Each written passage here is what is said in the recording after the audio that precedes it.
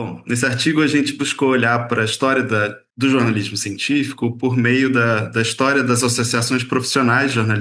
jornalistas científicos e entender como se deu esse processo de internacionalização desse campo ao longo do século XX, né? Um movimento que culminou em 2002 com a criação da Federação Mundial de Jornalistas Científicos, a WFSJ, né? E fizemos isso observando especialmente a interlocução das três iniciativas de internacionalização que surgiram no final da década de 60 e início da década de 70, como três principais eixos, né, de organização profissional no período. Então, a Associação Internacional de Escritores Científicos, fundada em 67, sediada no Canadá e nos Estados Unidos. A outra, a Associação Ibero-Americana de Jornalismo Científico, fundada em 69, que englobava jornalistas da América Latina e da Espanha, que teve uma atuação muito importante no impulso à formação de associações nacionais na região. E a União Europeia de Associações de Jornalistas Científicos, fundada em 71, que organizava as associações na Europa, né? Utilizamos duas fontes documentais muito ricas assim para essa análise. A primeira foi o arquivo pessoal do Manuel Calvernando, que foi um jornalista científico espanhol, secretário-geral da Associação Ibero-Americana durante muitos anos. Também consultamos os arquivos da biblioteca da Universidade Cornell, nos Estados Unidos, que abriga, entre outros, né, vários documentos da Associação Internacional de Escritores Científicos. Realizamos entrevistas com jornalistas que foram muito atuantes no processo mais recente de constituição da Federação Mundial e também fizemos um levantamento das datas de fundação de 93 associações nacionais e internacionais de jornalismo científico para que a gente pudesse visualizar como esse aspecto, né, do processo de profissionalização do campo se deu ao longo do tempo. Teve momentos desse movimento associativístico mais fortes, momentos menos. Com tudo isso foi possível assim,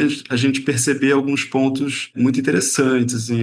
analisamos o contexto, né, no qual esse movimento associativo foi se configurando, como essas iniciativas refletem processos mais amplos da ciência e da divulgação científica. Observamos como esse processo também ocorreu de forma bastante desigual, né, com os países do norte consolidando associações nacionais desde a década de 30, enquanto na América Latina, na Ásia, na África, essa institucionalização foi muito mais tardia, né, e também muito dependente de organizações internacionais, de políticas de desenvolvimento. Por outro lado, foi possível observar também como a iniciativa do campo ibero-americano, majoritariamente latino-americano, influenciou no processo de organização dos jornalistas a nível global. A experiência da Associação Ibero-Americana e os seus congressos serviu, né, como padrão de organização para esse processo de profissionalização do campo, né? Então, nesse sentido, a gente pôde olhar para essa experiência latino-americana, né, e valorizar um pouco mais ela dentro dessa narrativa da profissionalização do jornalismo científico, né, dando um pouco mais a ênfase, o peso que ela merece e descentralizando um pouco